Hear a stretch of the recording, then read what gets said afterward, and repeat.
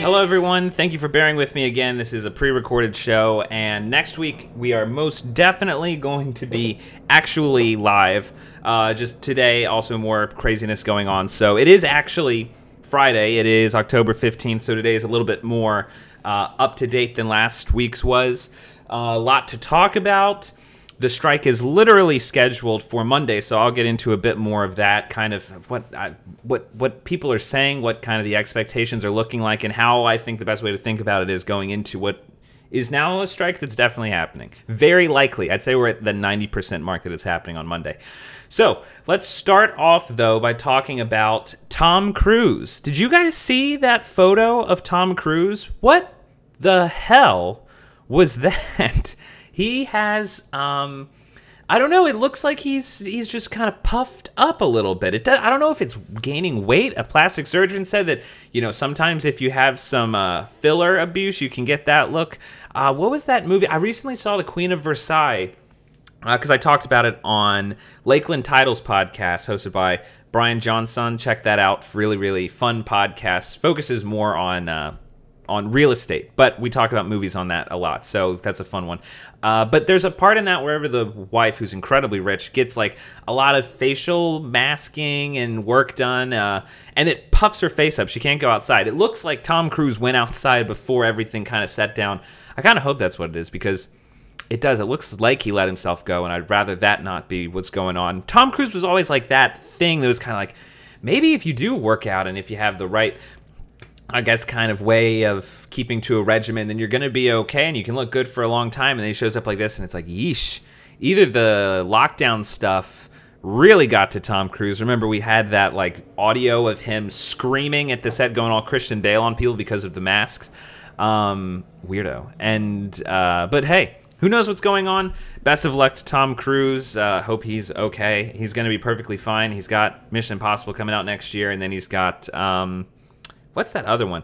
The new Top Gun. He'll get his money back. He'll get back to looking good. But it sucks to see people slip. But hey, he was being more of a people person. He was hanging out in like the crowd section. So nice to see you, Tom Cruise.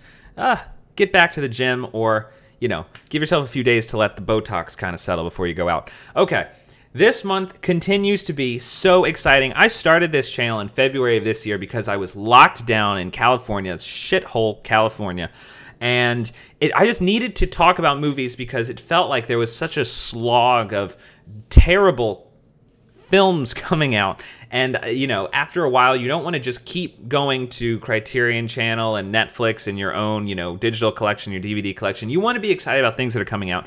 And I honestly think if you're following the channel, it's going to be a little bit more exciting now because it's finally back. After almost 2 years of shit, we now have, just in this month, here's what we have. We have Halloween Kills, which is out now. We have, what was the other one that came out? The Last Duel out today, the new Ridley Scott movie. Last Night in Soho is on the way. Dune is on the way. French Dispatch is on the way. Lamb is out right now. That movie looks insane. Titane, I hope I'm pronouncing that correctly, is out right now. Venom 2 is out right now. No Time to Die is out right now, and I'm watching that next week. So I'm excited to go and actually be able to see new movies and, talk with you guys about them, give opinions, and all of us kind of have conversations about new stuff that is exciting and whether it lives up to expectations or not, because it's been too long. It's been way too long with just bad storytelling dominating and people being stuck watching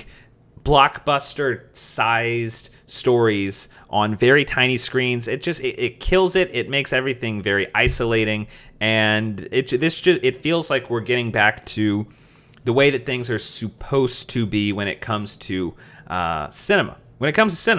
And Alamo Drafthouse, actually, I'm in Manhattan, and Alamo Drafthouse is opening a new location in Lower Manhattan on October 18th, so over the weekend. So I might go see something next week there. And it's so exciting just to hear about people being exciting, for things to be pushed forward, and to connect with people. I went to go and see Breathless, so there's going to be a review of that coming up soon, the Jean-Luc Godard movie. And I saw it at Film Forum the other day, and just to watch a movie with energy in a room with strangers that you don't know, and feeling that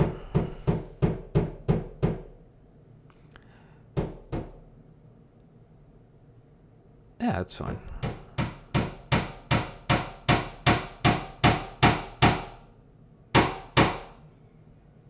New York. Watching a movie like Breathless, which is not a perfect movie, and I will be talking about that soon on the channel. But there's a level of fun in the movie. There's a level of energy, and seeing that in a group of people, a group of strangers, carries with it a feeling that I don't think I had ever really noticed before, because there's always been movie theaters, there's always been movies, and I guess I want to think about that, and I'll think about that more, like what that feeling honestly is, because I mean, it's something more than just we're watching a movie in the dark with strangers. Like, there's something deeper in the connection there that's going on that I don't quite understand, but it's really powerful.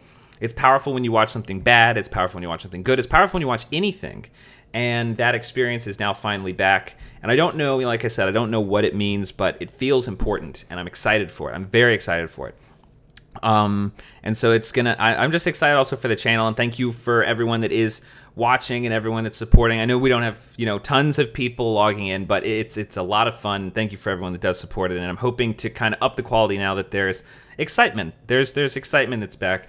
And then in the news of Hollywood, like, there's still, there's excitement, and then there's concern. There's a movement in Hollywood now. There's change in Hollywood. There's change in the film industry. And yeah, it's looking like Iatse has now said that everyone needs to prepare for the strike to happen. It's currently scheduled to start Monday morning, 12:01 a.m. Monday morning. If you are working on, not even major, like just if you are working with professionals in Canada, in anywhere in America, especially in California, editors, crew that are actually on the set, those are kind of the major ones. Cinematographers, not working anymore, not allowed to work anymore. If they work, they're going to lose money. They're going to get in a lot of trouble. And I've been thinking about more how it is that this type of thing happened, and the more that I hear the stories of how sad and how mentally destructive the industry seems to be for the people that aren't the stars, the people that don't get trailers, back in the early 1900s, it seemed like there was a huge controversy over, do we want to do an 8-hour work week? There were like campaigns that were 8 hours for work, 8 hours for rest, 8 hours for recreation. And it seems like they just don't have that. That never happened in Hollywood. It was always just work, sleep. And as far as sleep goes, not that much, not a ton of sleep. And they're not getting that much money. And when COVID happened and they had to scale everything back at the negotiating table, it was the first time. Hey, it was the first. When has this ever happened before? What happened in the last 2 years? Never. And it proved, hey, you're full of shit with your arguments. Of course we can do this. So they're going on strike. They are hurting the people that control things where it hurts. And yeah, I'm excited about the strike because Hollywood's a weird place, and I think it needs to be cut down a little bit. I think it needs to be democratized a lot more. And even if they don't do a good job with the contract, I think it's going to open up independent avenues. People are going to go and just be like, fuck the union. I'm going to go do my own thing. I'm sorry to say it like that, but like this, it hasn't reached the mainstream media, so if you're not fully into movie conversations, it might be tough to kind of see how big this story is.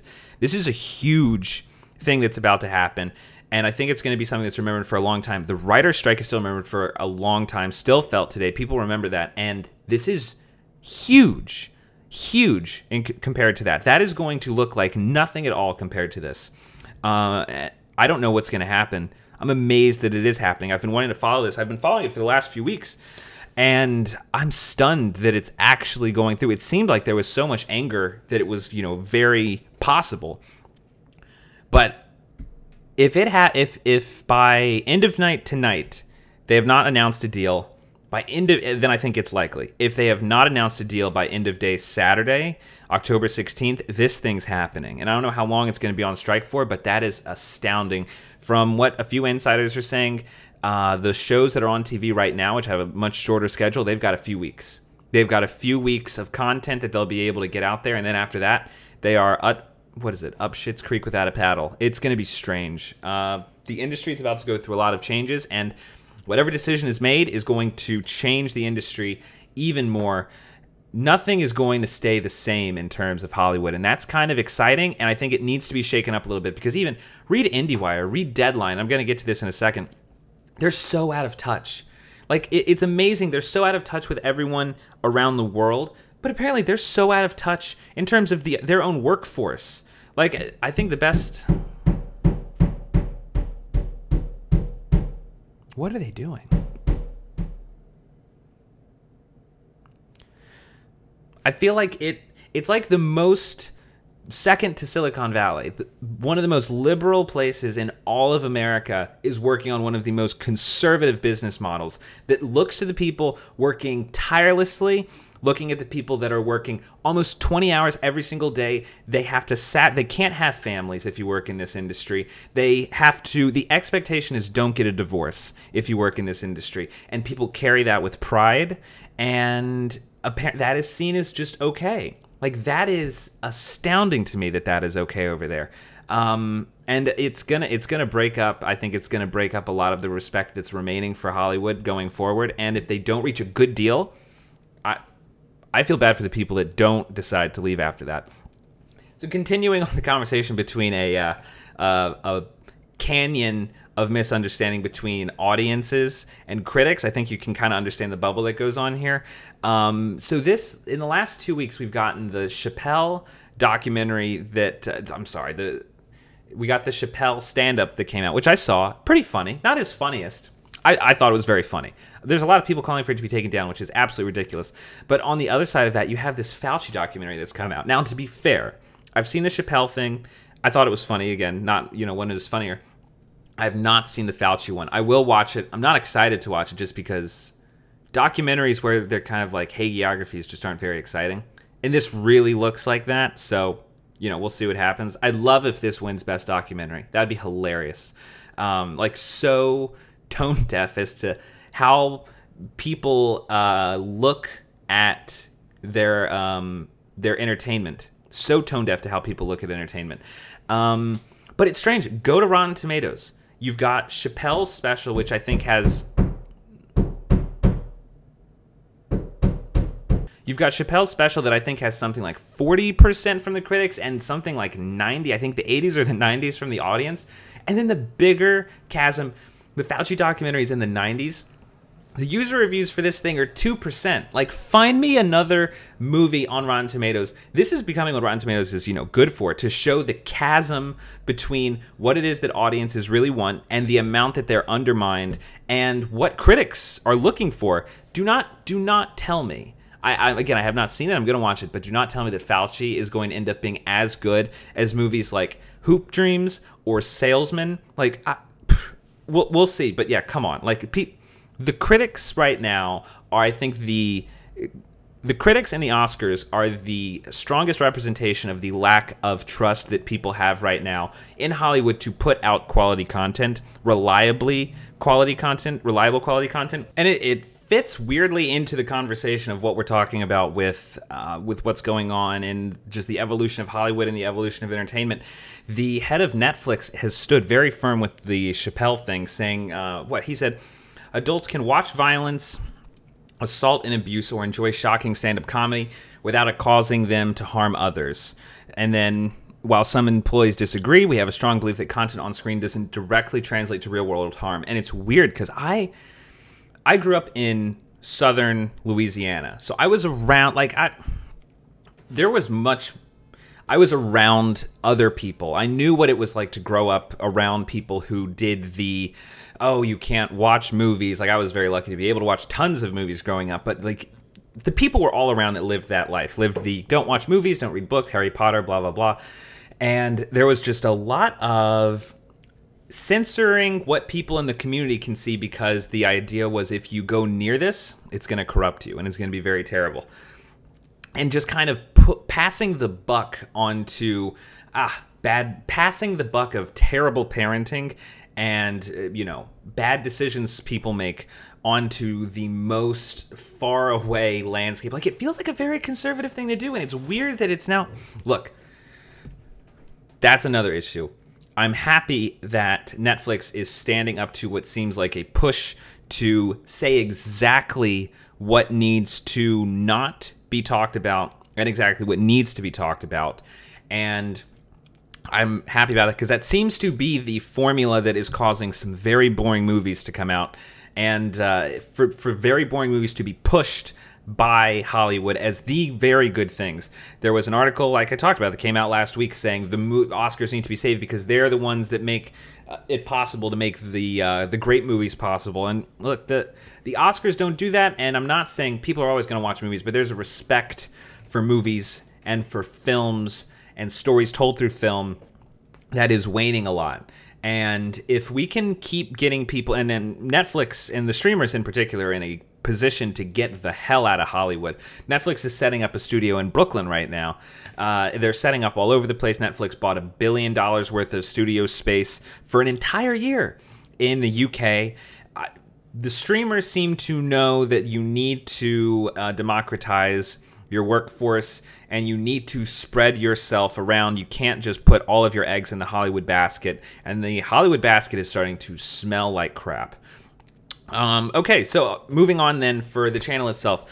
The review is out today for The Wailing. Terrifying movie. I described it as if Christopher Nolan were to make a horror movie, and then The Many Saints of Newark will be a review from next week, which I describe it's a high-quality DVD extra for super Sopranos fans.